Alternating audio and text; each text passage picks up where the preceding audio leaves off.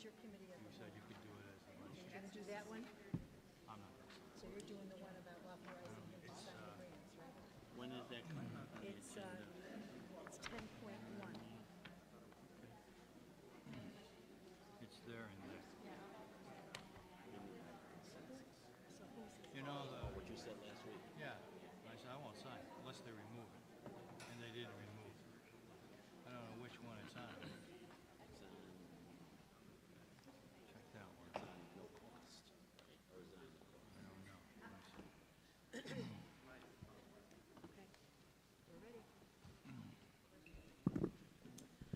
Good evening, everyone, and welcome to the Waterbury Board of Education meeting at Waterbury Arts Magnet School. We have a few commemoratives tonight.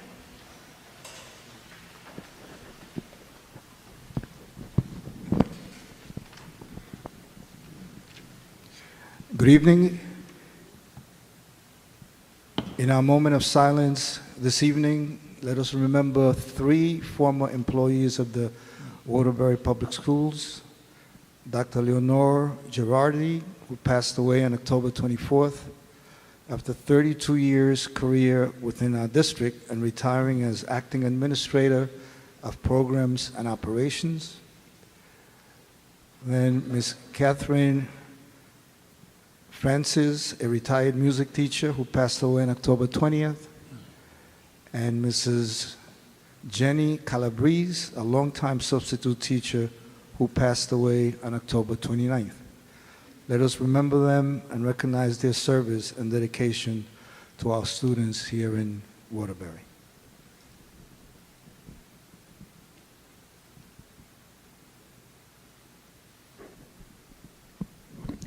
Thank you. Commissioner Theriault? Yes, with regard to Dr. Girardi. Dr. Girardi was a dear friend of mine for nearly 50 years.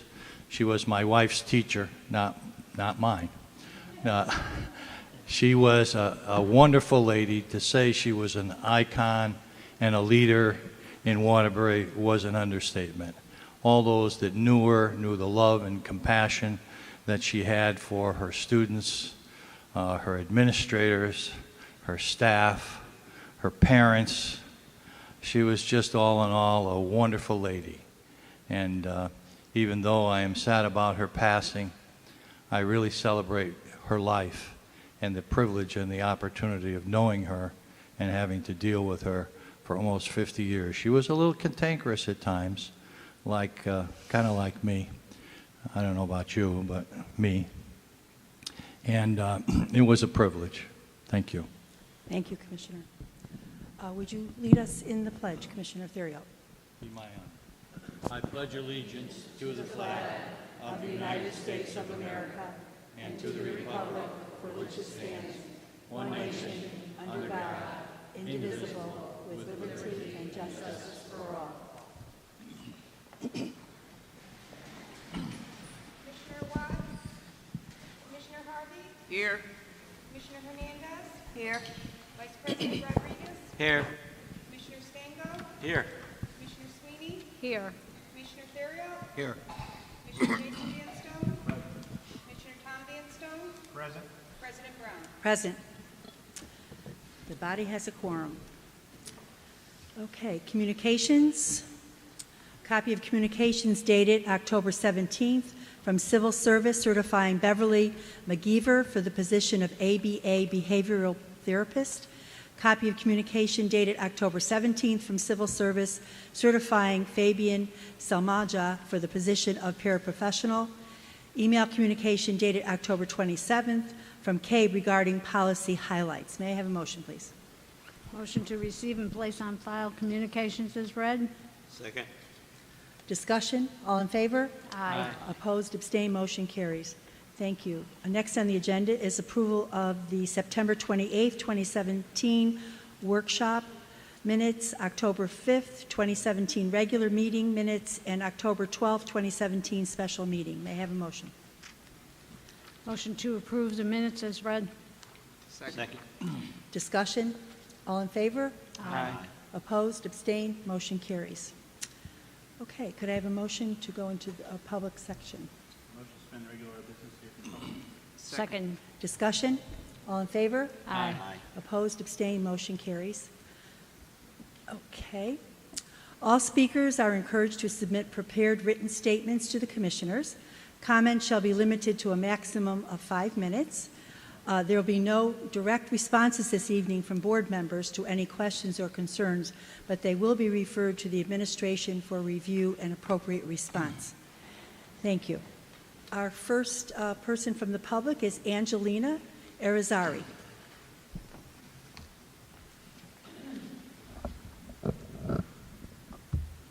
Good evening, yes. Good evening.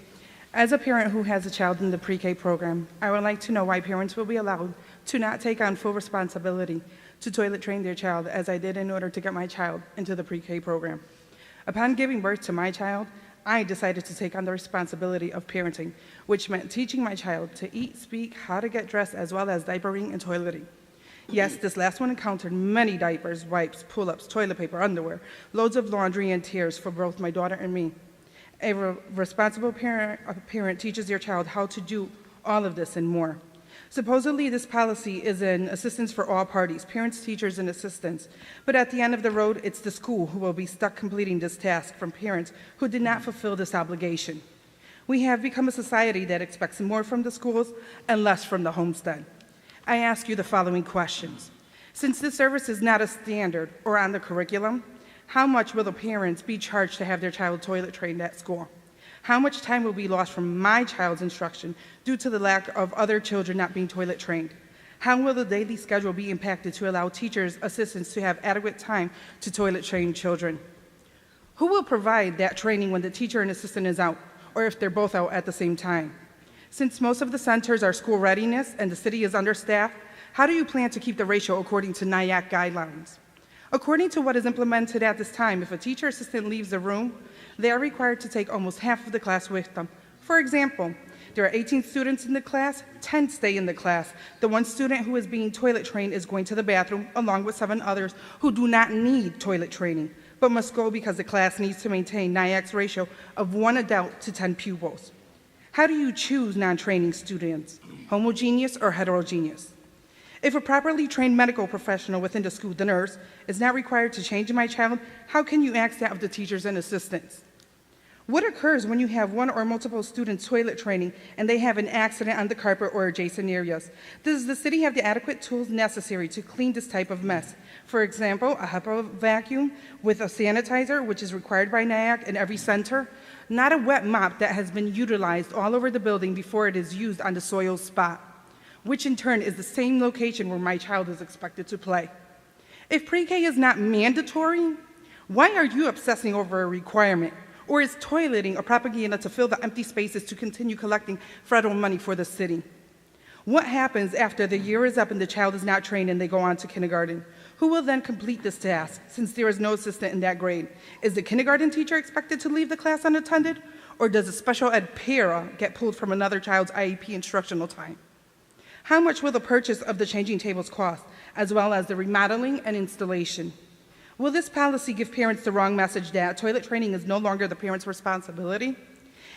Is it an assumption that the assistants and teachers know how to toilet train? Would you, basically a stranger, feel comfortable changing a student who you met for the first time? Remember to use the wipes and clean their private areas. Now think of doing that with the opposite gender. According to Webster's dictionary, a parent is a person who brings up and cares for another, while a teacher is one that teaches, whose occupation is to instruct. Though these two have similarities, there's a fine line that you, the BOE, are deciding to cross. Let parents be parents and let teachers and assistants teach. It has been said that children should have as much experience as possible at a young age so that they are ready to learn when they enter school. By including toileting in this equation of experiences at home, the sole focus in school will be education, socialization, and building self-esteem. Why not give parents the same opportunity to experience parenting, the trials and tribulations, as well as the enjoyments and accomplishments, which include toileting? If this bonding moment is taken away from parents, how will they be able to help their own children with their grandchildren during the joyful time of potty training? Or should they keep the teachers and assistants' telephone numbers on speed dial as a resource? Potty training was not an easy task for my daughter, myself, or family, but I let her know that the only way to go to school was being potty trained. As a parent, I I took a lot of dedication and time, but it was something we worked on together. The feeling of accomplishment as she progressed was rewarding and one that no parent should be denied. Would any of you put any one of your family members in the predicament of being accused inappropriately, your family name dragged through the mud in any type of media? Would you let that family member be put out on leave? Do not be the Board of Ed who implements a policy today and does not consider the ramifications that it will have on all students, the staff, and the city because individuals who are not held accountable for their responsibilities. Or have I just wasted my time debating over something that is set in stone, since saying changing tables were ordered already, according to this morning's article in the newspaper?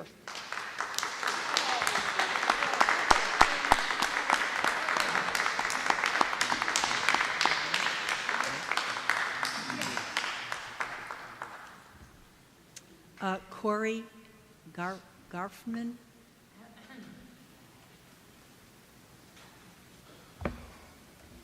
I don't have a prepared statement tonight, but I am the labor relations representative for United Public Service Employees Union.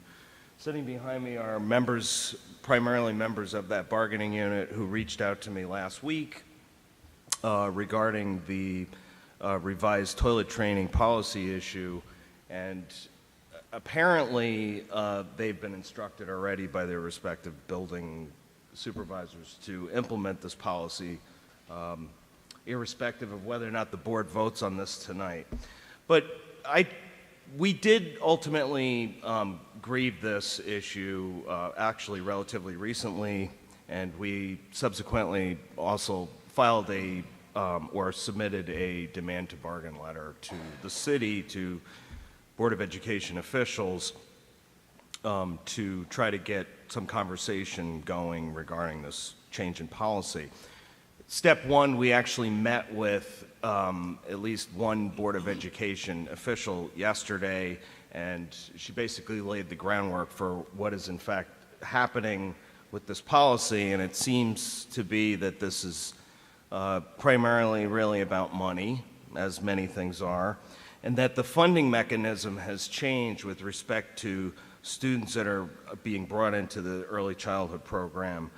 Specifically, that the Title I money now becomes school readiness money in which the state is involved, and there's a revision of the policy as a consequence. What the board needs to take into consideration is how this affects the bargaining unit sitting behind me. Now, they do have a contract, and what I was told in that meeting, along with the unit president, was that the teachers wholeheartedly objected to this. They're not doing it. It's our understanding that their rep made a big to-do about this, and they shouldn't have to do it.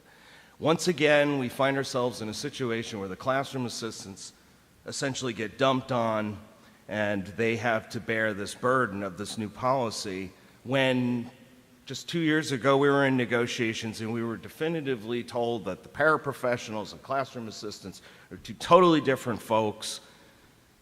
The paraprofessionals are entitled to much more money. They have to take on additional responsibility. No consideration has been given. No one has contacted the union to discuss this matter. They do have a contract. The city signed a contract with the union, and specifically it details in Article 2, Section F, Section 1F specifically, that the city does in fact have a right to change policies and procedures, but there is an obligation there to negotiate the impact on the bargaining unit. This will inevitably have an impact on the bargaining unit, because now classroom assistants are required and will be required going forward to tackle this problem when students arrive for school. They are not potty trained. There has been no, there has been no procedures put in place in terms of, and it was just addressed, changing tables. The job descriptions need to be revised. I think we're operating under antiquated job descriptions. Again, there was no contact with the union to discuss this matter. Unfortunately, the union had to take steps to file in order to elicit a conversation. ultimately, we see this as a money issue, a monetary issue, and in addition to that, which is kind of peripherally related, is a staffing issue. There are already not enough folks to go around. The city already told me that positions are not being filled, not only in this bargaining unit, but in others. How is this policy going to be helpful to that situation?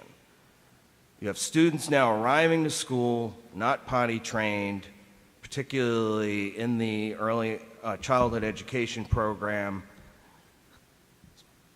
Classroom assistants now are expected to be pulled away to handle this issue away from the students that they're already obligated to service.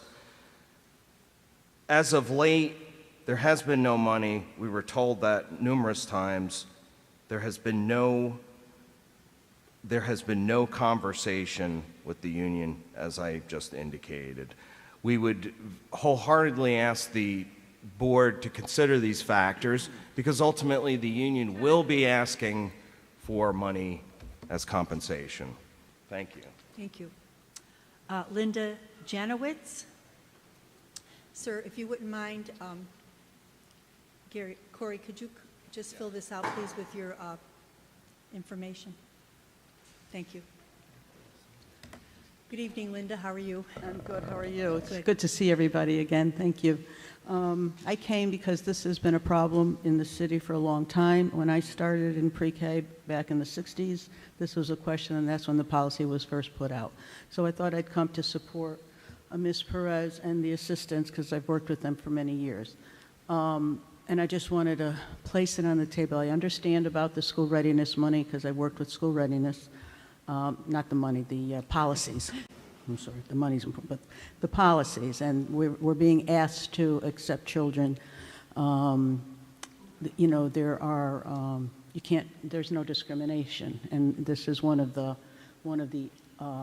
problems that, you know, that we have to take the children coming in no matter what. And I understand the grant requirements.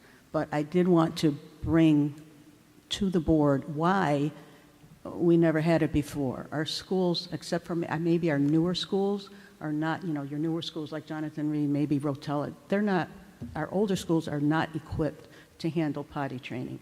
Some of our programs are still in so-called basement rooms where the children don't even have a bathroom on the same floor. They have to go to the second floor to use a bathroom.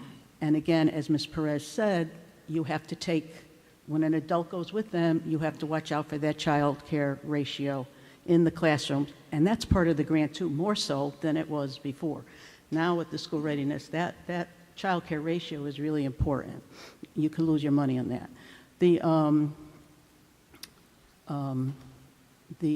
So they go now with 5 or 6 children so that the teacher's not left in the room with more than the 10 that are necessary. So that is something to think about, especially in the older schools. The other thing I was concerned about, the changing tables, but we're talking about 3 or 4-year-olds, and I'm sure they have bigger changing tables, but most of the time in a child care center, the child is changing themselves pretty much on, you know, standing up, you know, going to the bathroom. So now, are we going to have, even in, say, Rotella, or I'm mentioning Rotella because I know they have the bathrooms in the classrooms. I don't know about the other schools, Maloney also. But they have you'd have to put up a privacy screen for the child because of, so that they don't have to, you know, that they're not embarrassed or that we're not doing something else that's not right. I've spoke to some of the child care programs, daycare programs, and they talk about floating aids to fill in the ratio. They talk about the parents have to pay. They insist that the parents pay for the wipes and the pull-ups. That can get very expensive, and they're having the right size. You're going to need training for the aides and the teachers, because someday there's going to be a day when the aides aren't there, and now you have this child. I don't know who's going to take care of them, because from what I understand, the last time I was in a school, the public school nurses don't do this anymore. They call the parents. And then the aides are concerned about going by themselves with a child, which we've always done. And we always say, you don't go by yourself. You bring a couple of children with you. You never are alone with a child in a bathroom. And even NIAC or school readiness, they tell us to stand by the door and let the children go by themselves. Now we're going in there to try to help them change. And then I'm concerned about the issue of physical parent, just recently I was at a daycare, a baby came in with a diaper rash that was so bad that we had to call the parent, what's going on. He didn't have that when he left. Now, really? I mean, he just came from home. This is like, these are things that are going to be brought up as the school. I just want you to be prepared to handle this, to have the policy in place to answer some of these questions. The other thing is, what if this happens on the bus? Do we still have aides on the buses? I'm not sure. I don't know where that went. I know that early childhood doesn't have their own buses anymore. I don't know how that works with the aides. And Ms. Perez, I thought, had very good about the cleanup situation. You have rugs in all of the preschool programs. I don't know if that's in regular classrooms, but we don't have that kind of cleanup ability with janitors these rugs are going to have to be cleaned all the time if a child has an accident. It could be a daily thing. It could not be. I mean, we could get the child and they'll be fine and whatever, but these are things we have to think about. I hope you thought about these before this came up. And so if you have any questions, I'm willing to answer them, but mostly my biggest thing is the schools are not equipped to handle this. We don't have the bathrooms where, they're not in the classroom, they're outside. If you're talking about the older schools like Washington, like Driggs is, an older one. Sprague is not ready. Sprague's, where the daycares are, the older children use that bathroom. So now you have a child in there that's getting changed, now it's recess and all these kids, So just be careful about what is it needed? I think so because of your grant, but we really need to look at it closer and make sure that everything is taken care of properly before we end up in a fight for another reason. Thank you very much. Thank you, Linda. Is there anyone else from the public who would wish to speak this evening that did not sign up? Seeing none, could I have a motion, please? Motion to return to regular business. Second. Discussion? All in favor? Aye. Opposed, Aye. abstained, motion carries. Thank you. Okay, Superintendent's announcement. Deputy Mr. Henry. Good evening again. I'd like to begin my report by sharing with you that over the past several days, I've been visiting schools, meeting with staff. We've been able to visit 12 schools to date, and I can say to you that I've been able to observe teaching and learning in relatively safe, organized, and secure environments. I've also been reviewing the data available to us, including test scores, looking at current strategies that the district is employing, as well as making certain that we are able to maintain, accelerate the strategies that we're utilizing for ensuring that students actually continue to progress in their learning. Important in this process is to guarantee rigor in particular and depth in terms of the curriculum implementation, and that's where we are attempting to take our particular effort at this point. Secondly, share with you that I've been invited to become a member, and have accepted, of the Naugatuck Valley Community College Regional Advisory Council. They had their meeting yesterday, and they have folks from all walks of life participating as members of this council, folks in education, government, industry, community engagement groups. And so, in addition to that, our mayor serves as co-chair with the college president.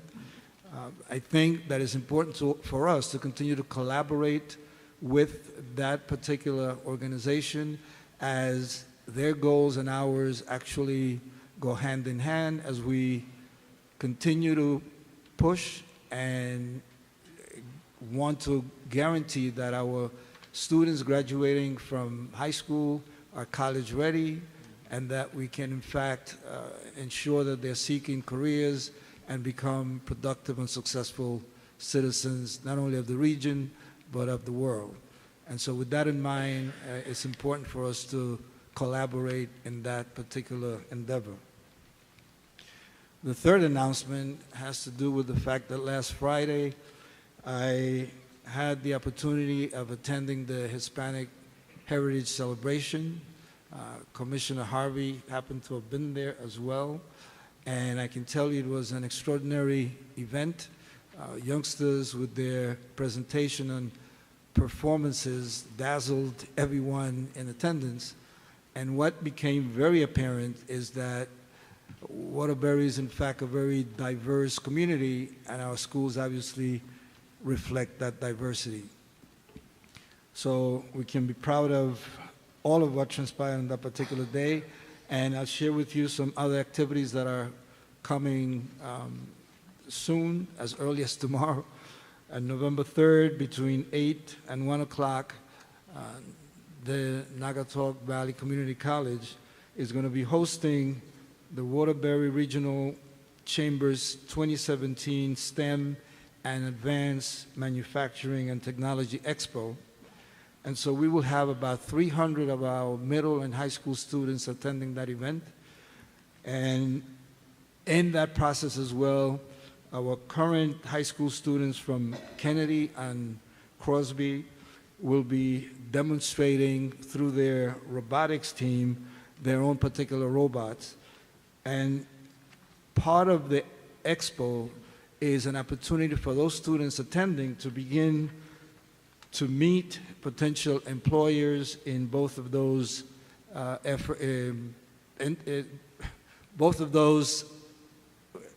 I guess, offerings that will be available to them as they speak to the folks in manufacturing and technology.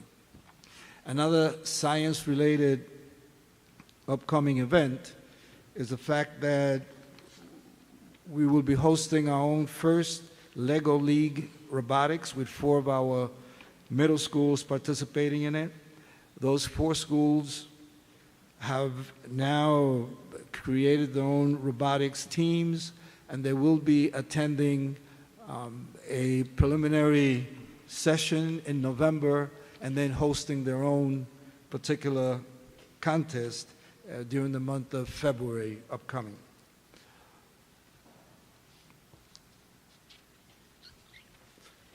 Still with science, and I'm heartened by the fact that these many activities are taking place in this particular field. It has to do with the Connecticut Pre-Engineering Program, CPEP, that has long been present in Waterbury. And they have an after-school STEM program in our middle schools. And so they are not only working with a current set of schools, but looking to obtain additional funds to be able to support all of the middle schools in this after-school initiative. The next announcement has to do with the fact that we are finalizing a student-parent handbook. And so we expect for it to be available shortly. It's an endeavor that we have undertaken to simplify the information available. We're using a CABE template. We are collaborating with the City Attorney's Office, and we are ensuring that it's consistent with our board policies.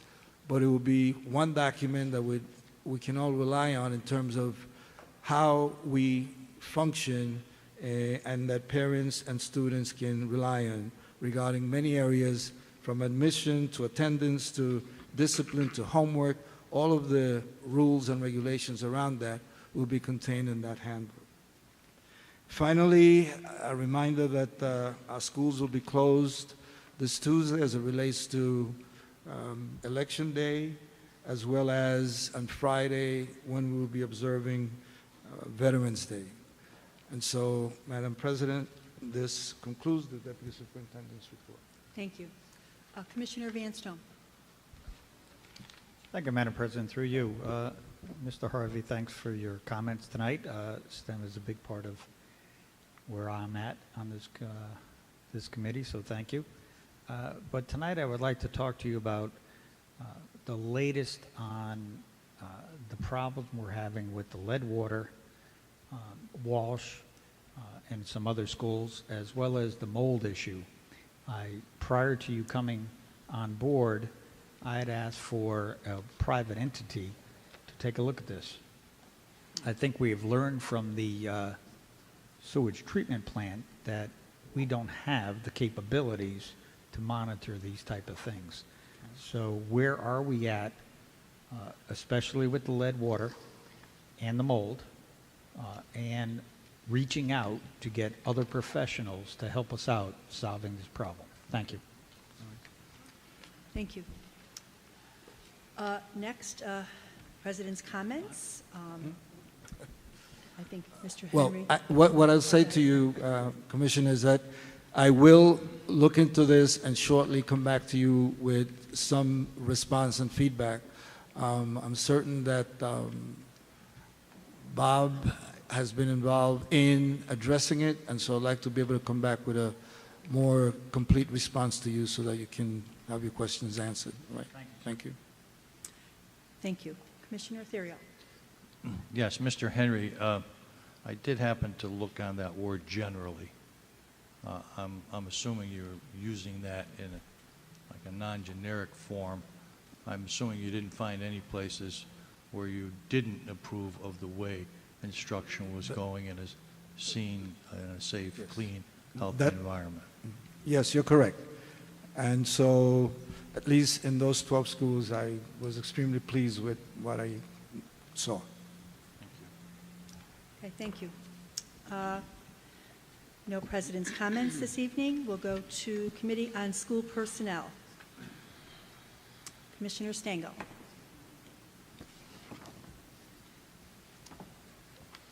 Item 9.1 on the agenda, the appointment of early childhood special education supervisor.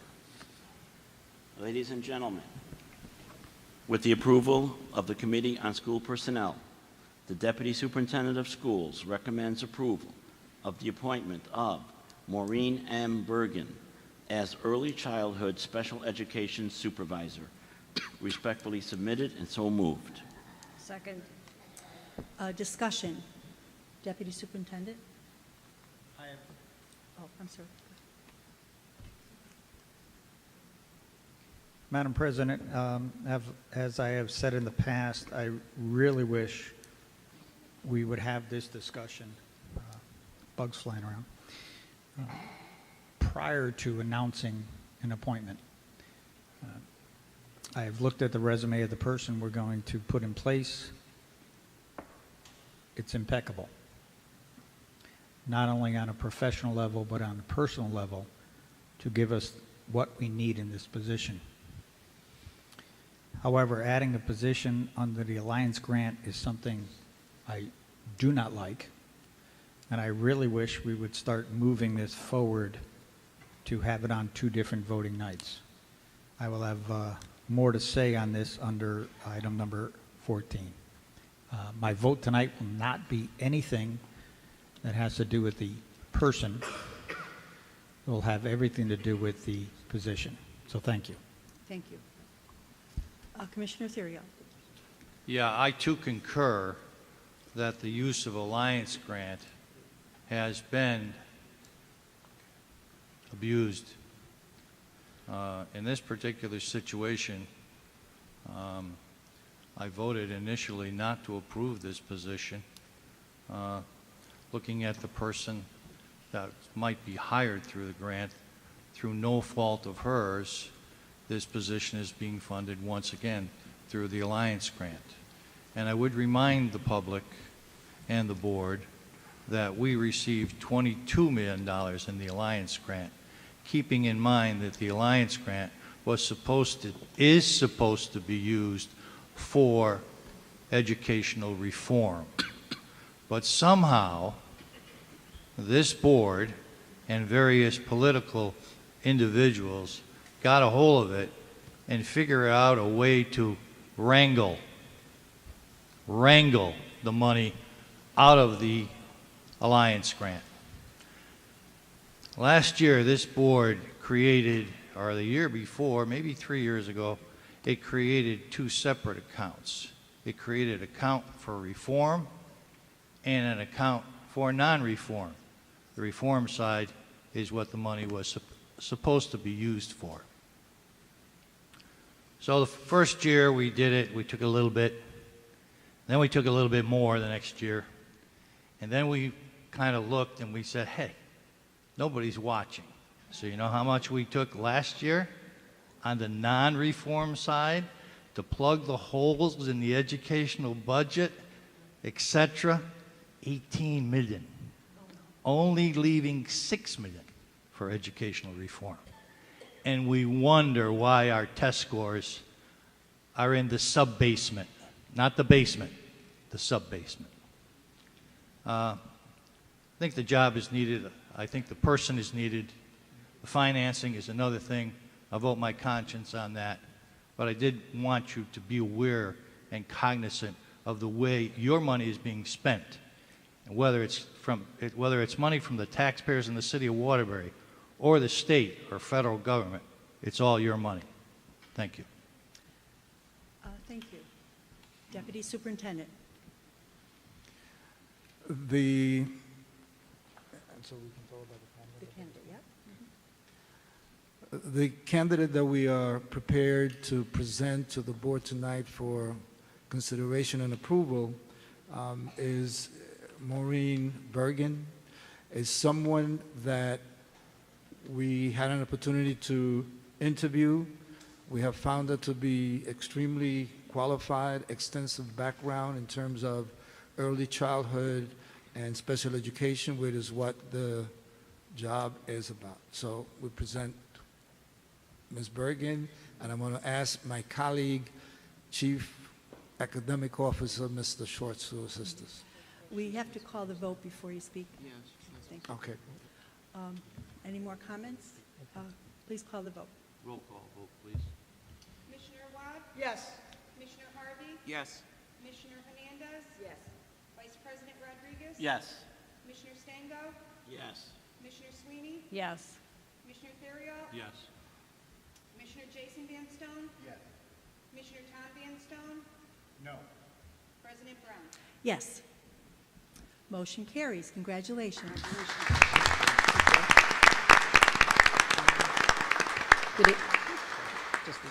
Good evening, everybody. Thank you very much. The Waterbury Early Childhood Preschool Program is a proven program of excellence. I look forward to the opportunity to collaborate with its very, very talented and exemplar staff throughout the city at their many school sites as they work to increase early childhood outcomes for all, foster parent engagement, which is so critical to our learning process, and, of course, to make learning fun for all children.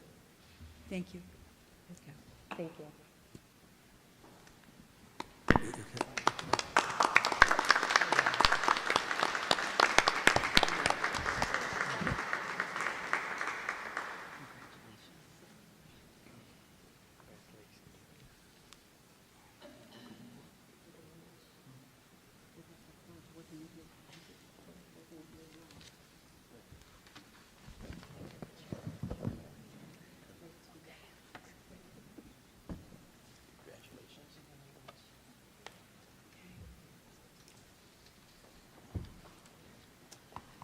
Okay, Committee of the Whole, Vice President Rodriguez. Thank you, President. Through you. Ladies and gentlemen, the Committee of the Whole hereby authorizes Robert Henry, Deputy Superintendent of Waterbury Public Schools, to sign any and all grant applications and awards on behalf of the Waterbury Board of Education. So Second. moved. Discussion, maybe you could just explain, before I take questions, why we're doing this? It's my understanding so he can sign off on grants that come through Right, for the district. okay. Okay, thank you. Commissioner Vanstone.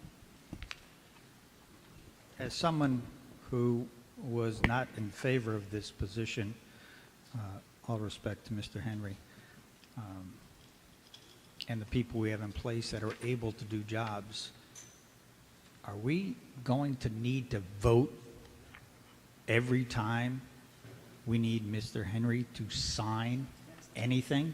I mean, we're being presented a grant application that we have to vote whether or not he can sign on behalf of the Board of Education. Did we do such a bad job of the job description and responsibilities that this is going to come before us at every single meeting?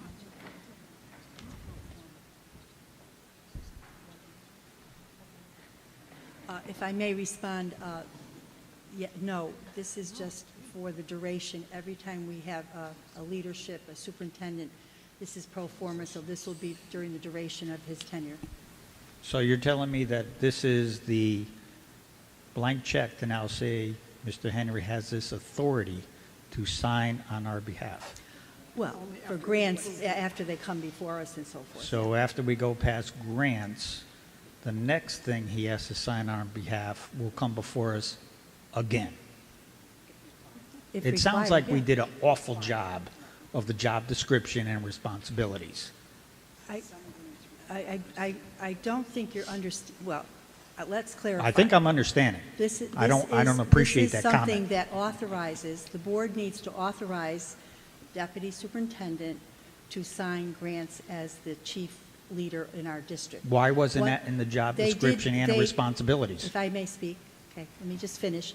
Every time, when we did this for the former superintendents, it's a one-time thing that we authorize as the board, the signature. So I will never see again authorization for Mr. Henry to sign, fill in the blank, an award on behalf of the Board of Education. I'll never see it again. No, And we did an awful job of the job description and responsibilities. all right, okay. All right, any more discussion? All in favor? Aye. Opposed? Abstain? Motion carries. One opposed. Okay, Committee on Policy, Commissioner Sweeney. Madam President? Yep. I would like to make a motion to remove and table item 11.1 from the agenda for further conversation in committee. Second. Could you repeat the? I would like to make a motion to remove item 11.1, request approval of revised toilet training policy number 5150 from tonight's agenda and return to committee. Second. Discussion. There's no discussion on a motion to table, Ms. Okay, all right, okay. All right, all in favor? Aye. Aye. Opposed? Roll call vote, please. Okay. Commissioner Wad? Yes. Commissioner Harvey? Yes. Commissioner Hernandez? Yes. Vice President Rodriguez? No. Commissioner Stango? Yes. Commissioner Sweeney? No. Commissioner Theriault? Yes. Commissioner Jason Vanstone? Yes. Commissioner Tom Vanstone? Yes. President Brown? No. 7-3. Okay. Motion carries. Thank you.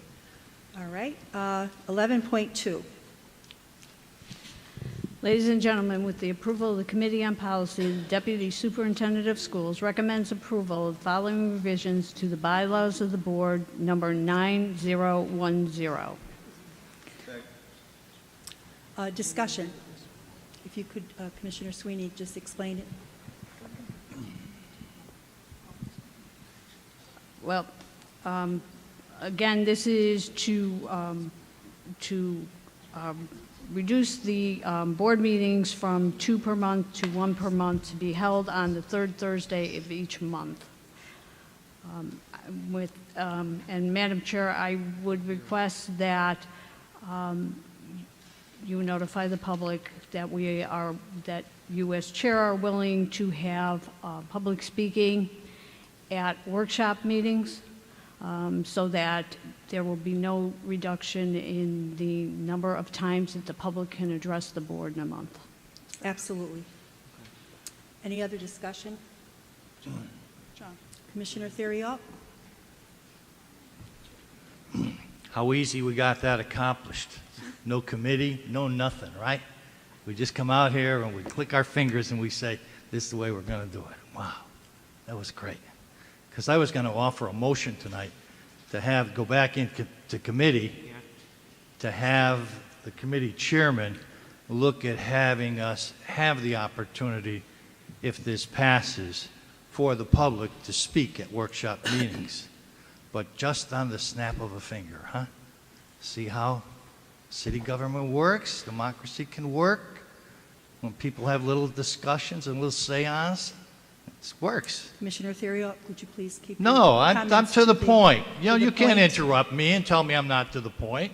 If you don't like what I'm saying, you can object. I'm not off the mark. I don't like it when you do that, and I'm not going to tolerate it. I have the floor. You don't like it? Too bad. So, now I got that off my chest. I was, at this point in time, reminded of a little quote by Shakespeare. You know, knowledge is power, and absolute power is knowledge. So I had this little quote, and some of you will remember it. I don't know if I got it exactly, but somebody can correct me, maybe the newspaper. And it goes like this. There comes a tide in the affairs of men, which, taken at its flood, leads to fame and fortune. Omitted, it leaves misery and misfortune. Is this a high tide or a low tide? Is this something you as the public are really in favor, and you people that are watching, you people out there that are watching, are you in favor of this? And now next Tuesday we're going to have an election. So we're going to vote on this, and if you think this is a good idea, vote accordingly. I'm not going to dispute any remarks that any commissioner has said, because in my mind, they have their opinion, which to them is right. And part of it I actually agree with. So, on the other hand, if you think that creating less opportunity for the public to address the board is wrong, then you should vote accordingly.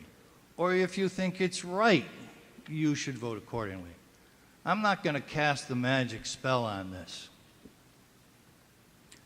But I will say, I, for myself, have always been in favor of the public having the opportunity to speak to the board, both before at the workshop meetings and at the regular meetings. I don't know how all of a sudden we can just snap our fingers and say, yeah, it's okay, the public can speak at the regular meetings.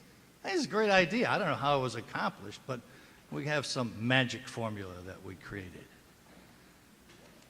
So that's a great thing. So I would remind the public, if you're in favor of reducing the meetings, vote accordingly. If you're not in favor of reducing the meetings, vote accordingly. I myself will cast my vote as not being in favor of this change.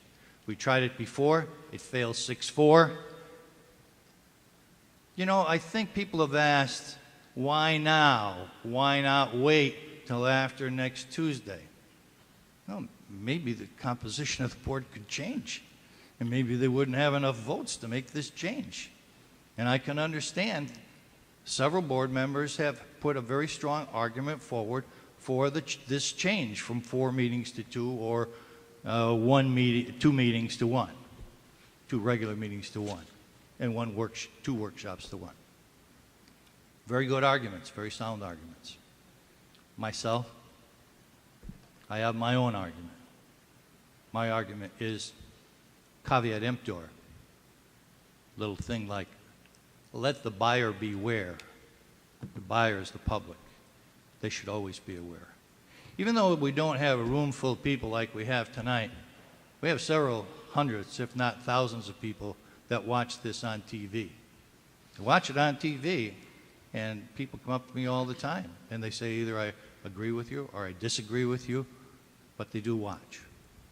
So as we go forward, let's see if we're at high tide or low tide, and vote accordingly. Thank you very much. Thank you. Commissioner Van Stone, then Commissioner Awad.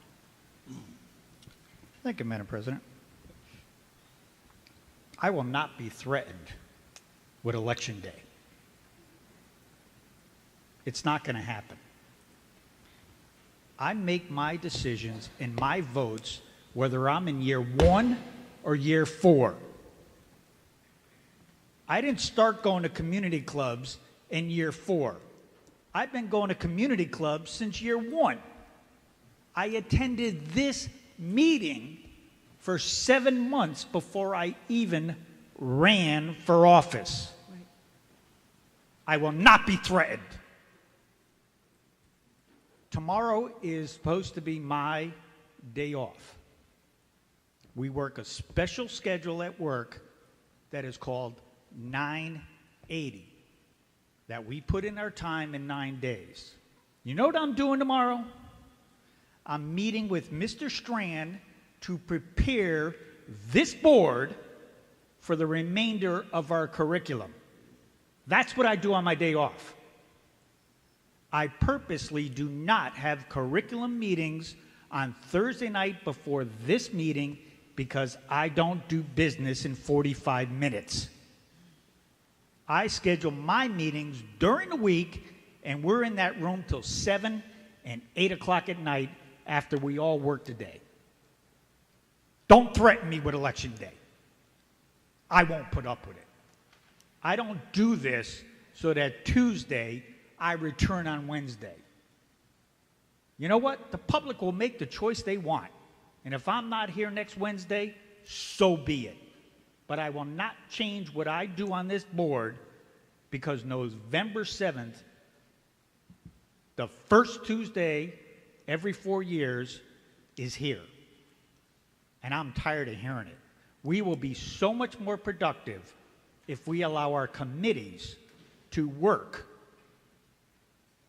What legislative body doesn't bring things to the full board, the full set of aldermen, the full set of congressmen, the full set of senators without committee?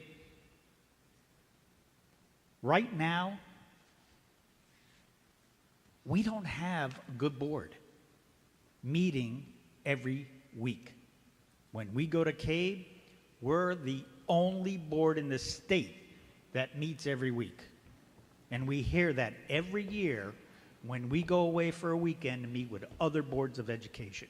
They can't believe we have formal meetings every single week. It's not the way to do business. Don't threaten me. Thank you. Commissioner Awad. I'd just like to point out that part of compromise is willing to move to a better solution.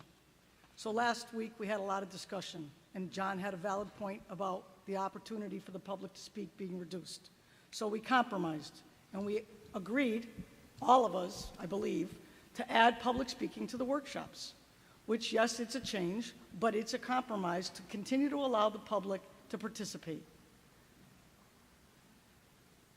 Commissioner Van Stone has set a precedent in some of his committee meetings by allowing the public to speak, to have a public speaking portion during a committee meeting. That is allowable under what is going to now be adopted as Robert's Rules. You can do that.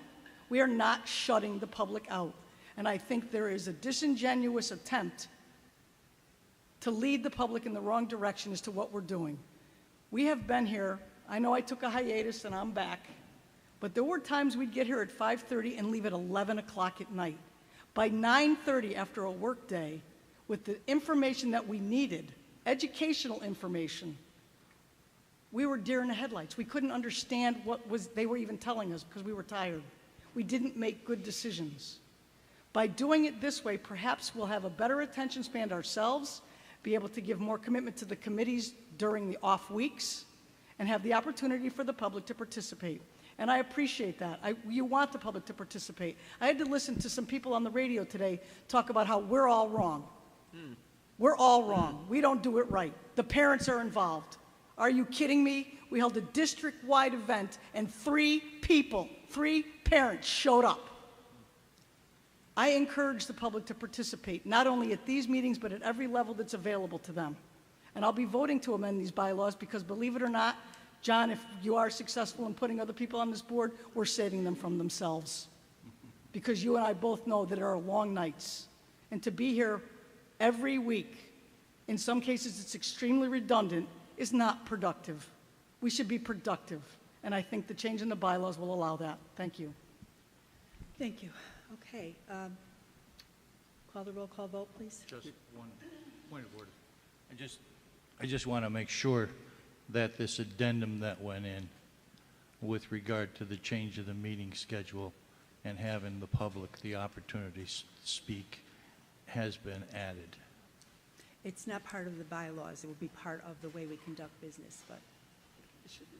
Can it be part of the bylaws? Yes. Sure. All right. Then I'll go back to my original statement. I will recommend later that it be Okay. part of bylaws at All right. a separate part of the meeting. Thank Okay. you. Thank you. Call the roll call vote, please. Commissioner Watt? Yes. Commissioner Harvey? No. Commissioner Hernandez? Yes. Vice President Rodriguez? Yes. Commissioner Stango? Yes. Commissioner Sweeney? Yes. Commissioner Theriault? No. Commissioner Jason Van Stone? God, yes. Commissioner Tom Van Stone? Yes. President Brown? Yes. Motion carries. Thank you. Let's see. We are now on Committee on School Facilities and Grounds. 12.1, use of school facilities by school organizations and/or city departments. Thanks, Felix. 12.2, use of school facilities by outside organizations and/or waiver requests. 12, I'm sorry, Commissioner Theriault. Yeah, I wish to stand in objection to one item on 12.2 that was submitted last week Had a vote on by a separate. particular individual, and then it was changed to John Murray. The vote was done by consensus, which we're not supposed to take any votes in workshop by consensus, but we did. I was told it's okay that it's been done before. I don't care how many times it's been done before. Either it's legal or it's not, and it's not. Now I see that and I said that if this was on the agenda tonight, that I would request that it be removed, or I wouldn't sign the packet. Well, not only has it not been removed, now we have the person that is requesting it as the Project Clearwater, Gerald Reyes. Not John Murray, Gerald Reyes. So when we voted by consensus, we voted, as Mr. Brinker told us, we voted for not to have Joe Geary. We're going to have Joe Geary's name removed, and we're going to have John Murray's name put in. Now we get this tonight, and we get Project Clearwater, Gerald Rivera's. The reason I object to this is because another individual had requested the use of our building, and he was told he couldn't use the building because he didn't have the 3 weeks mandatory time. And yet, in 3 days, we approved this with the approval of John Murray signing it. Now we find out that John Murray isn't signing it. I assume that Gerald Reyes from Clearwater signed it.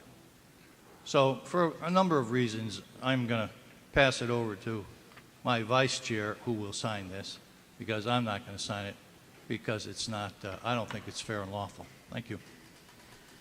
I'm reminded that I have to, just 1 minute. I'm reminded that we have to take a separate vote for 12.1. Sure. Does your comments relate to 12.1, Commissioner Van Stone? If not, if you could hold it.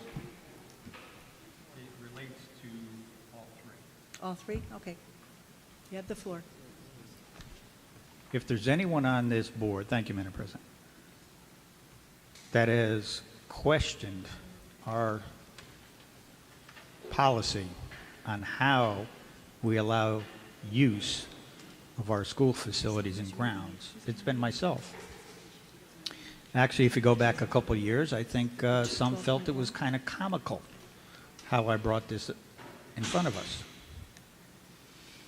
But right now, we don't have a true policy on how to make these decisions. So I'm not sure how we vote on any of this. Forms come in late. I agree with Commissioner Theriault. We do consensus nodding. I won't call it voting. We don't have a policy on this. It's very simple when it does come in under school organization.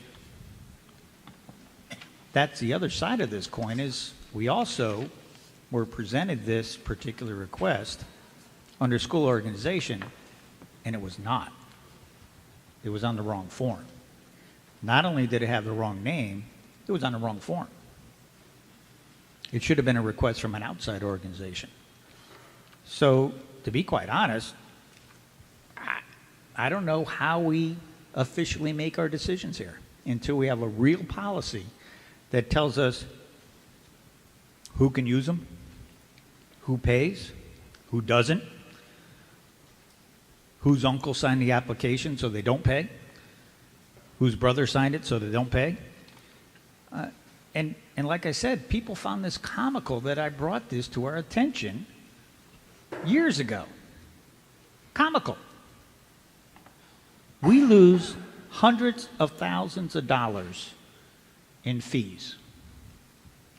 We pay the overtime rates for our custodians, and even if we charge the organization, we don't even get a ledger item in our budget. The money goes to City Hall. So not only are we waiving fees, our operating budget, heat, electricity, pencils, pens, has these hundreds of thousands of dollars deducted so that we can offer free use. I asked a long time ago that this become a ledger, and those of us who especially went to Fairfield know accounting, at least give us a ledger item to say where this money's going. But until we have a true policy that dictates this, all these votes, to me, don't matter. Thank you. Thank you. Commissioner Stango, 12.1. I'm going to read Oh, you are? 12.1 Okay. because I signed it. I'm sorry, Commissioner Commissioner Theriault. Stango is going to sign 12.2, Okay. and I will read 12.3. With the approval of the Committee on School Facilities and Grounds, the Deputy Superintendent of Schools recommends the approval of the use of school facilities at no charge by the following school organizations and city departments. Second. Discussion. All in favor? Aye. Opposed? Motion carries. Thank you. 12.2. 12.2, use of school facilities by outside organizations and/or waiver requests. Ladies and gentlemen, with the approval of the Committee on School Facilities and Grounds, the Deputy Superintendent of Schools recommends approval of the use of school facilities by outside organizations subject to fees and insurance as required. Respectfully submitted and so moved. Second. Discussion. All in favor? Roll call vote, please. Yep. Roll call vote on 12.2. Commissioner Watts? Yes. Commissioner Harvey? Yes. Commissioner Hernandez? Yes. Commissioner Stango? Yes. Commissioner Theriault? No. Commissioner Jason Van Stone? Yes. Commissioner Tom Van Stone? No. President Brown? Yes. Motion carries. Thank you. All right, 12.3. With the approval of the Committee on School Facilities and Grounds, the Deputy Superintendent of Schools recommends the waiver request of RACCE Robert Goodridge in the amount of $840 for their use of various rooms at Reed School on December 2nd and 3rd, 2017, to be approved. Second. Discussion. Commissioner Van Stone. Again, I'm sorry, someone has to be the fall guy for my opinion on this, but this is the first time I've actually been able to move one off of basically consent. So we need to start looking at this. So I'm not trying to deny anyone use of our buildings. They're the people's buildings. But we really need to look how we bookkeep. Bookkeep.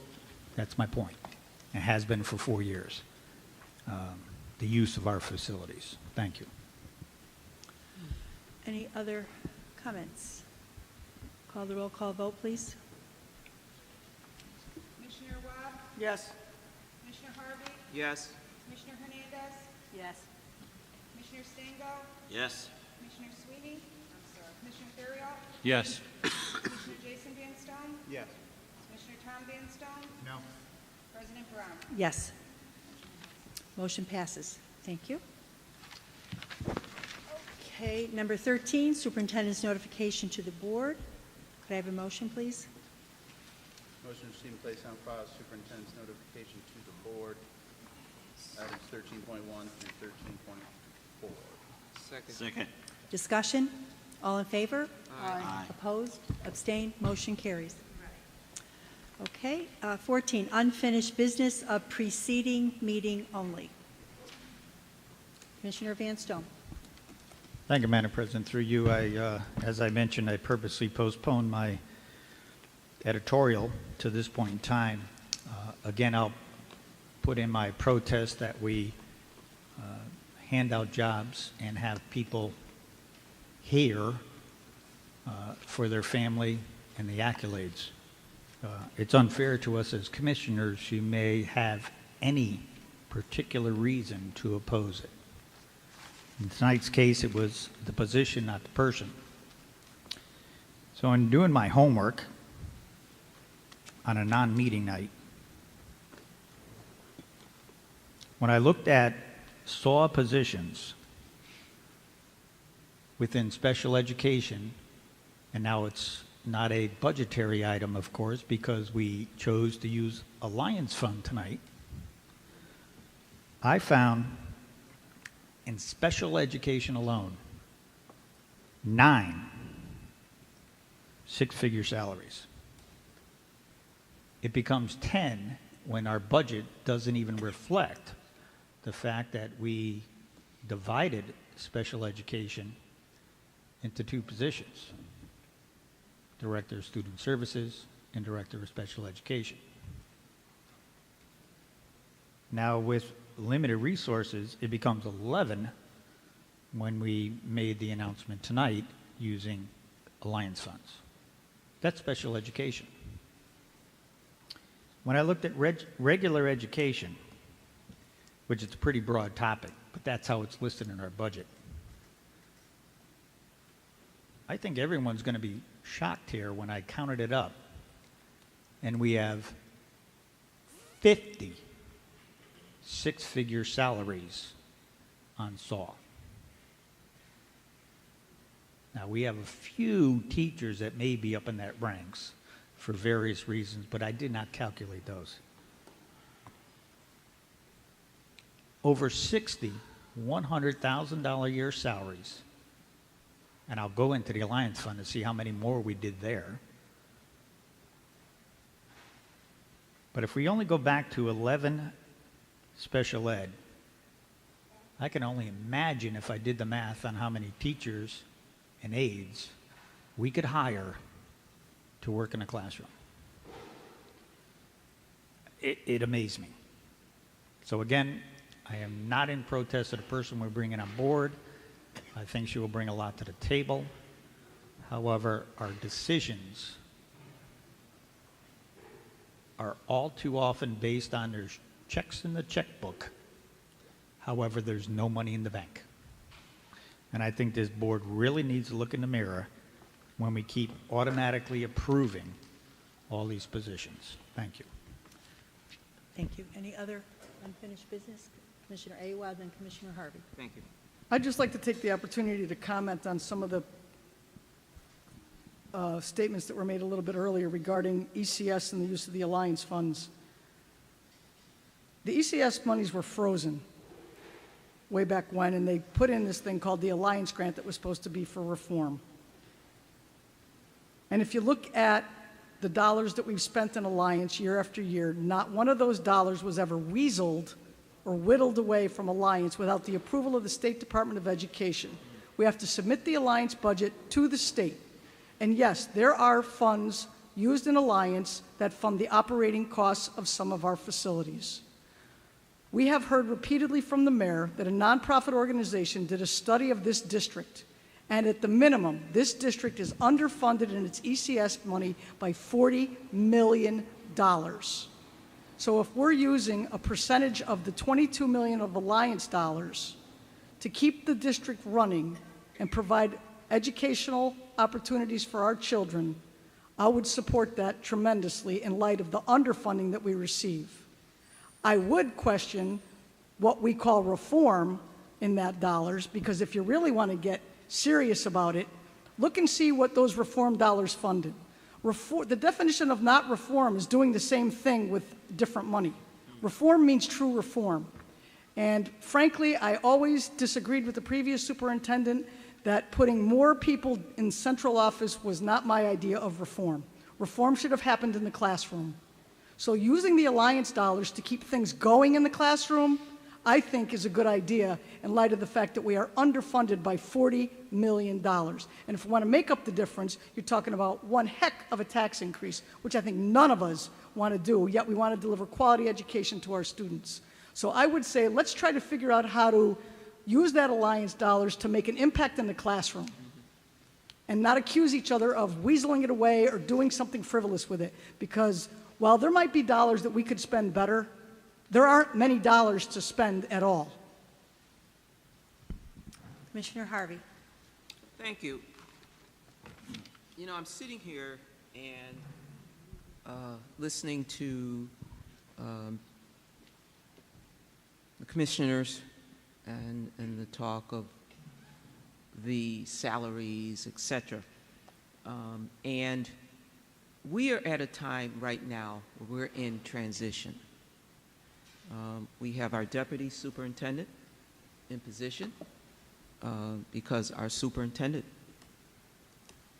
is retiring. So we are in a position in this district to make changes. Tuesday, we will elect. We have elections. We're not sure what will happen. I'm hoping what will happen, but we have a chance to change things, particularly with salaries, etc. The law of the land for our educational system here in Waterbury has been blueprint for change for some 6 years. I believe it's time for a change. When we look at Commissioner Van Stone, Tom Van Stone, salaries, we know that it's time for a change. We know that we're top heavy. So I hope that we will take advantage of the fact that we are in transition and that we are looking for we are in search of a new superintendent. With that new superintendent will come new direction, and that we have to look in this fiscal, we're under stress as far as fiscally in this district. And other districts are experiencing that as well. So we need to look at ways we can improve things financially, which will not hurt our students. So it's nice to know that we have 6 or 9 folks or 50 who have 6 figures. But what are we going to do about that is my question.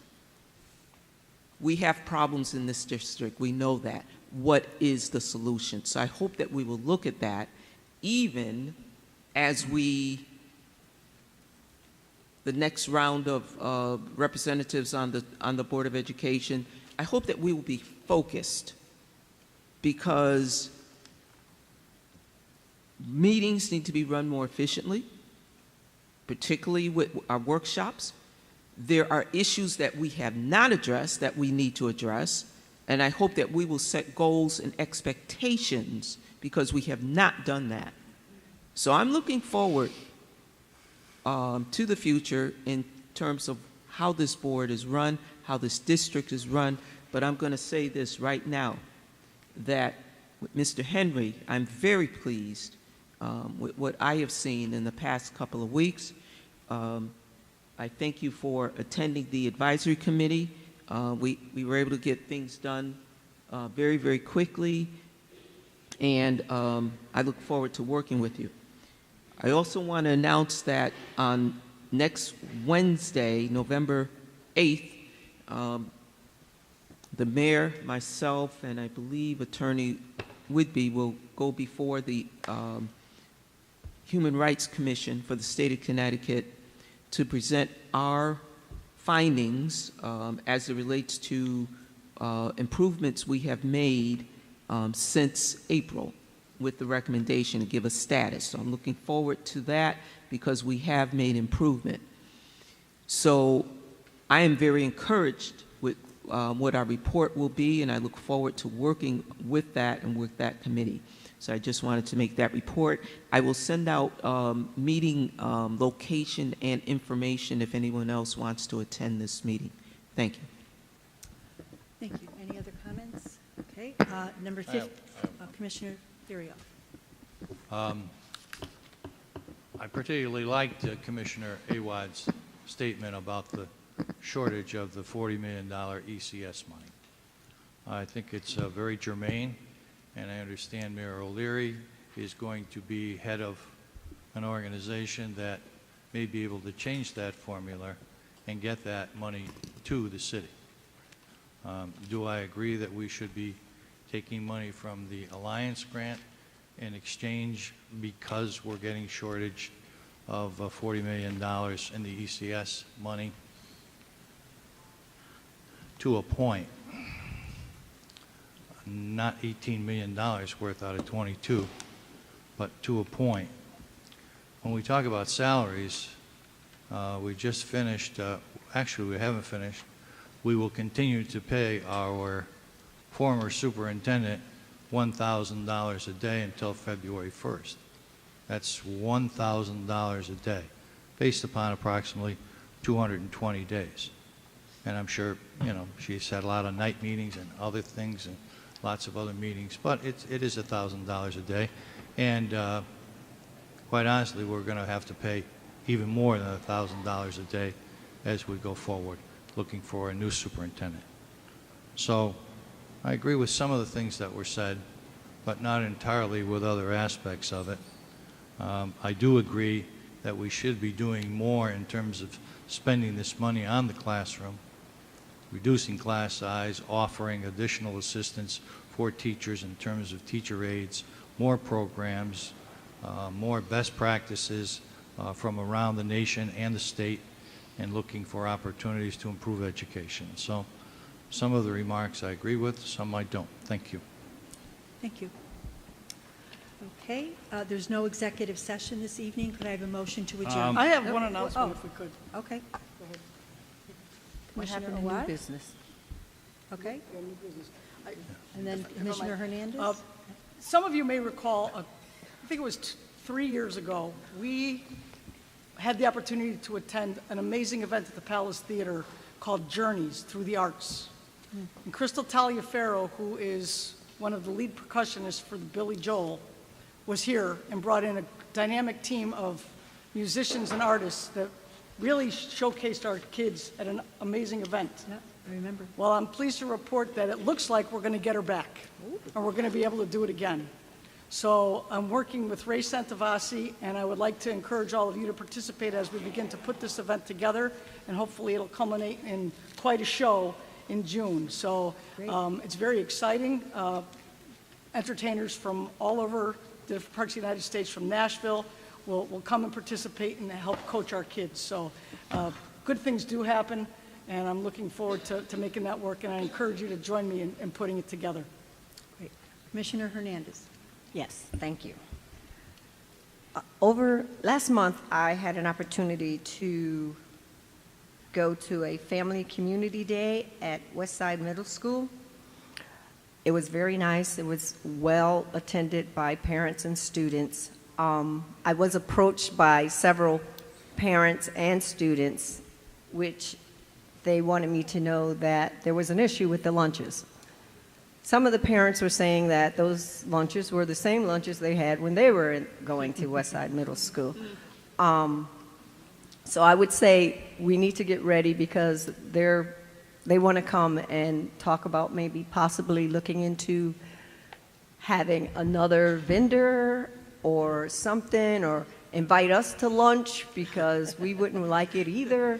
So I told them that I would let the board know that I was at their event and they had some concerns about the lunches. Also, I failed to mention Adela Jorge Nelson when I was thanking staff that assisted with the summer program at Walsh School. Adela came every day on her lunch hour and taught all the students Spanish. And when I mean she came with material, they were so appreciative. I would just like to personally thank her for giving up her time, her lunch hour, to come and teach the kids Spanish. They caught on very quickly. She was very surprised.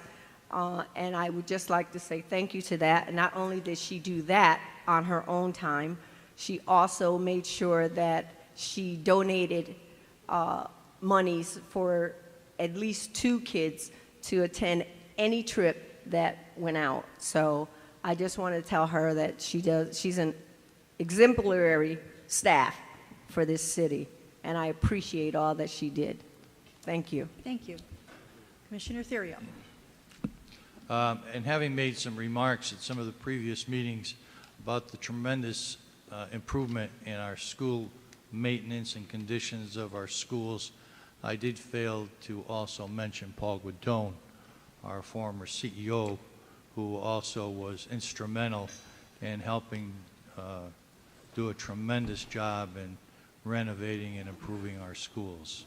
I mentioned Bob and our school maintenance, head of our school maintenance, and his staff and other people, but I had thinking when I went home I forgot Paul Guidone. So thanks to Paul Guidone.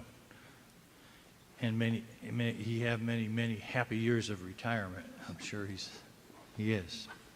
On another note, I would like to make sure that even though you have said it will be a part of our meeting, that the public will be able to speak at our workshops, I would like to make sure that is brought back to the policy committee and incorporated in our rules and regulations or our bylaws, so that it's not forgotten that this was said.